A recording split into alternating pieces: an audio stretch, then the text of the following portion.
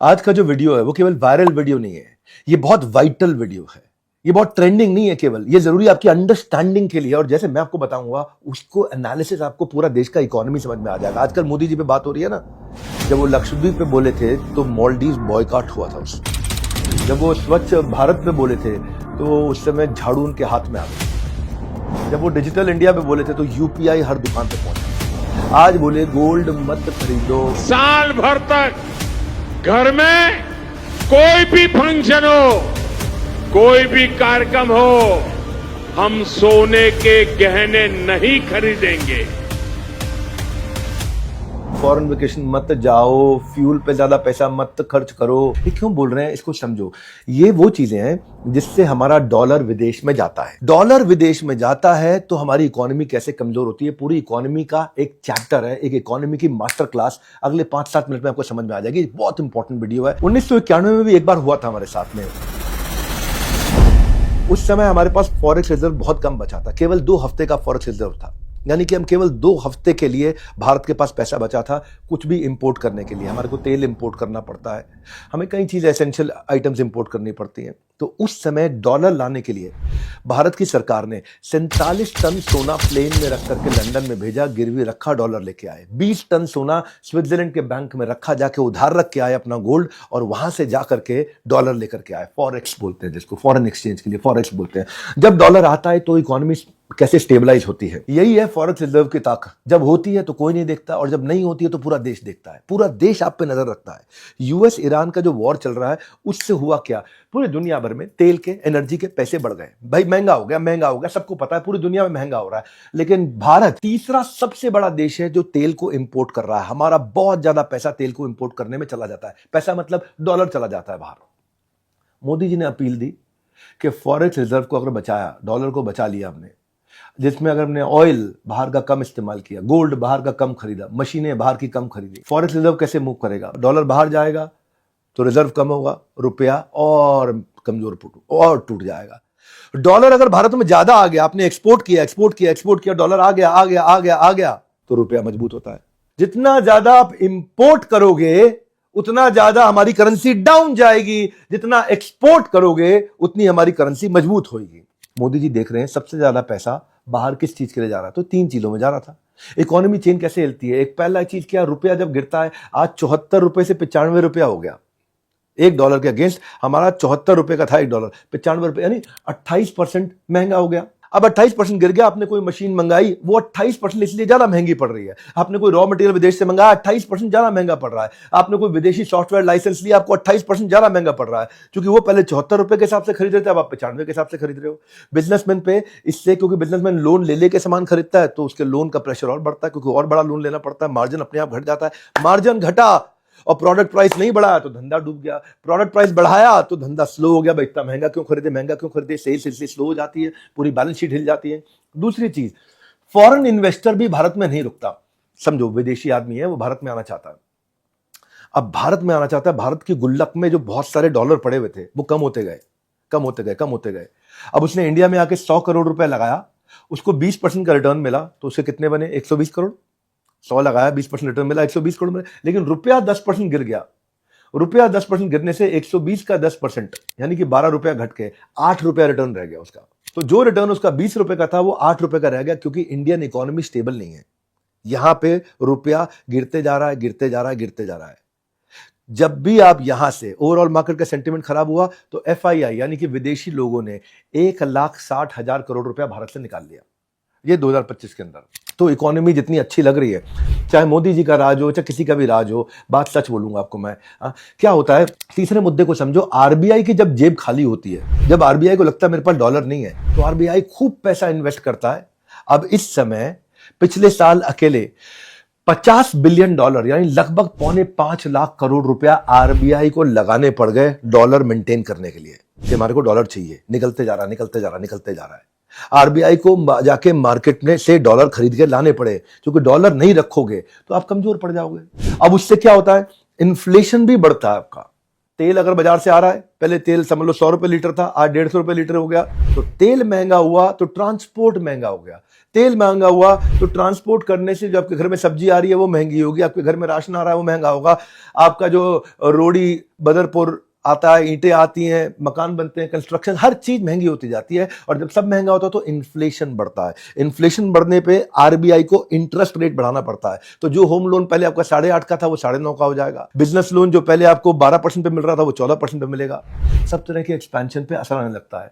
और पांचवी क्या है कि जो विदेश में बैठे गिद्ध, चील, कौवे जो इवैल्यूएट करके बताते हैं ये देश कैसा है, इसको बोलते हैं क्रेडिट रेटिंग, तो वो भारत को रेटिंग देते हैं। तो मूडीज है, स्टैंडर्ड एंड पुअर, S&P है, फिच है, ये इंडिया पे नजर डाले हुए हैं और इंडिया की रेटिंग को डाउनग्रेड करते जा रहे हैं। अब इंडिया की रेटिंग नीचे हुई, क्यों? हमारे पास डॉलर कम है, फॉरेक्स कम है। जैसे ही रेटिंग नीचे हुई तो भारत को जब लोन लेना है महंगा लोन मिलेगा, क्योंकि भाई इज्जत कम हो रही है, रेटिंग कम हो रही है। गवर्नमेंट और कॉर्पोरेट जब दोनों को विदेश से पैसा लेना पड़ता है, वही लोन महंगा मिलने लग जाता है। ये समझने की बात है। एग्जाम्पल से समझो, फॉरेक्स कम होने के कारण क्या हालत होती है। मैं किसी देश का एग्जांपल दूं आपको। श्रीलंका में जब फॉरेक्स कम हुआ था, अभी 2022 की बात कर रहा हूं, याद है आप सबको, $2 बिलियन का फॉरेक्स रह गया था उनके पास, कर्जा था $7 बिलियन का। नतीजा क्या हुआ? महंगाई दर 70% बढ़ गई। पेट्रोल के लिए 12-12 घंटे की लाइनें लगी। जो श्रीलंका का रुपया था वो 203 रुपए से बढ़ के 363 रुपया हो गया। एक साल में राष्ट्रपति देश छोड़ के भाग गया उनका। तो ये फॉरेक्स को बचाना, अपनी इकोनॉमी को कंट्रोल करने के लिए जरूरी है। ये खाली मोदी ने नहीं, इससे पहले चिदम्बरम ने भी ऐसा किया। चिदम्बरम भी इससे पहले आकर के बोल चुके हैं, सेम अपील कर चुके हैं अपने टाइम पे। आप उदाहरण देखो ना, बांग्लादेश का उदाहरण देख लो। 2022 से 2023 क्या हुआ? इनका फॉरेक्स रिजर्व जो था, यानी कि डॉलर, इनका 48 बिलियन से गिर के 21 बिलियन रह गया। फिर क्या हुआ? जो डॉलर टू टका जो था वो 85 जो टका था वो 112 टका हो गया। इनका टका बोलते हैं करेंसी को, 85 से 112 हो गया। खाने का इन्फ्लेशन रेट बढ़ा, सब चीजों का इन्फ्लेशन रेट बढ़ा, 12.5% से बढ़ने लग गया। ये गए IMF के पास, हवे ना पैसा हवे ना, टका होवे ना, दान मांगने चले गए। कोई तो अब वो सबसे ला करके मांग रहे हैं। $5.25 बिलियन का दान लेकर के आए। क्यों? फॉरेक्स कम हो गया। डॉलर अगर विदेश जाएगा तो फिर नुकसान होगा, क्योंकि सच्चाई यही है, आज भी दुनिया डॉलर पे चलती है। आप बिजनेस कैसे चलाओगे? और जब रिजर्व बढ़ते हैं तस्वीरें पलट जाती हैं।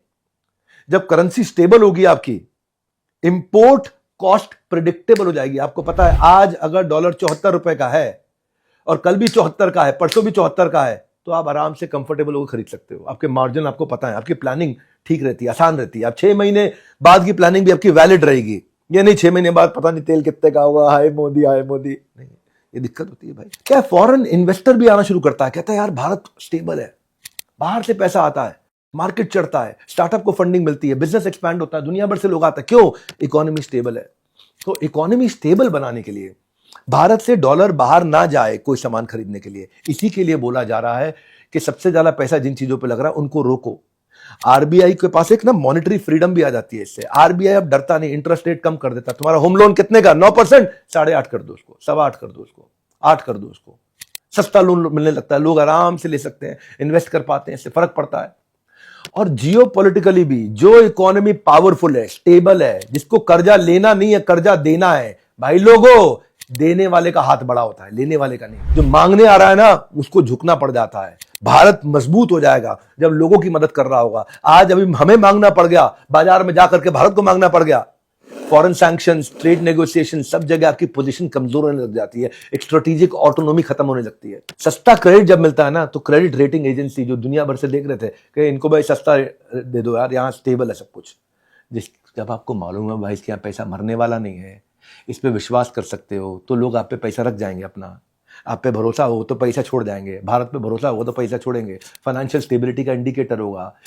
आपका कम इंटरेस्ट रेट पे खूब लोन, खूब एक्सपेंशन आसानी से होगा। इंफ्रास्ट्रक्चर बनेगा, सड़कें बनेंगी, पुल बनेंगे, हॉस्पिटल बनेंगे, रेल ट्रैक बनेंगे, एयरपोर्ट बनेंगे, सब कुछ बनेगा। क्यों? सस्ते में बन जाएगा, क्योंकि इंटरेस्ट रेट कम होगा और नौकरी मिलेगी और इकोनॉमी बढ़ेगी। जब सब कुछ बनेगा तो सब आपको सड़क बनाने वाले भी आएंगे, वहां मेसिन भी आएगा, प्लम्बर भी आएगा, कारपेंटर भी आएगा, वहां पे सब मजदूर लगेंगे, सबको काम मिलेगा। क्यों? क्योंकि आगे बढ़ रहे हैं।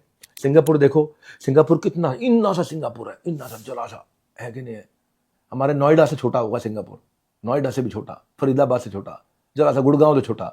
ना तो उसके पास अपना तेल है, ना अपने खेत है, ना अपनी पॉपुलेशन ज्यादा है, ना कुछ है, पर फॉरेक्स रिजर्व कितना है? $2.25 ट्रिलियन। पृथ्वी पर कितना बड़ा सिंगापुर? 1% एरिया, इतना सा। दुनिया का तीसरा सबसे बड़ा फॉरेक्स ट्रेडिंग सेंटर, इतना डॉलर पड़ा उसके पास में। और इंडिया का सफर देख लो, इंडिया का सफर अगर आप 91 से आज तक का देखोगे, उस समय $1.25 बिलियन का रिजर्व था, 2-3 हफ्ते का हमारे पास में था वो रिजर्व, 2-3 हफ्ते ही खर्च कर सकते थे $1.25 बिलियन।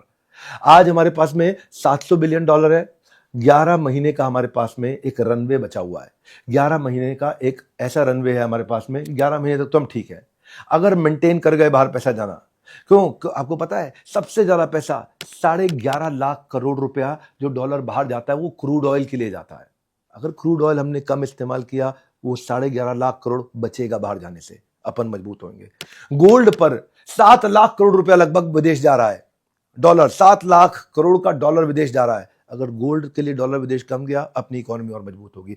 ओवरसीज ट्रैवल, दुनिया भर में लोग घूम रहे हैं, 3 से 4 लाख करोड़ रुपया लग चला जाता है। अगर थोड़ा कम घूम लेंगे थोड़े दिन के लिए, तो अपना डॉलर बाहर नहीं जाएगा, इकोनॉमी मजबूत होगी। मेन मुद्दा है कि हमारे को एक्सपोर्ट बढ़ाने हैं। लीडरशिप फनल में हमारे पार्टिसिपेंट आते हैं, हम उनको एक्सपोर्ट बढ़ाना सिखाते हैं। अरे अब देश को बढ़ाना है तो एक्सपोर्ट करो दुनिया भर में, है ना। ये रैंडम अपील नहीं थी, इंटेलिजेंट अपील थी। इसके लिए मैं मोदी जी को 10 में से 10 नंबर देना चाहूंगा। कुछ लोग जो अगेंस्ट होंगे वो कहेंगे अरे मोदी का चमचा, मोदी का चमचा। एक भाई मेरी बात सुन, ना तो मैं बीजेपी का आदमी और ना मैं कांग्रेस का आदमी, तृणमूल कांग्रेस का और आम आदमी पार्टी का तो बिल्कुल ही नहीं हूं। मैं बिल्कुल बिजनेसमैन का आदमी हूं। आपसे अपील करता हूं, फटाफट ये वीडियो अपने बिजनेस कम्युनिटी वालों को शेयर करो, उनको समझ में आए मोदी जी की ये अपील का क्या मतलब है। और आप जरा ये बताओ कि आपके बिजनेस पे क्या इंपैक्ट आ रहा है और आप क्या चाहते हैं इस प्रकार के एनालिसिस की और केस स्टडी दूं। नीचे कॉमेंट में मुझसे बात करने आइए, मिलते हैं। शेयर करिए वीडियो ताकि रियल मीनिंग समझ में आए, रियल पर्पस समझ में आए। धन्यवाद।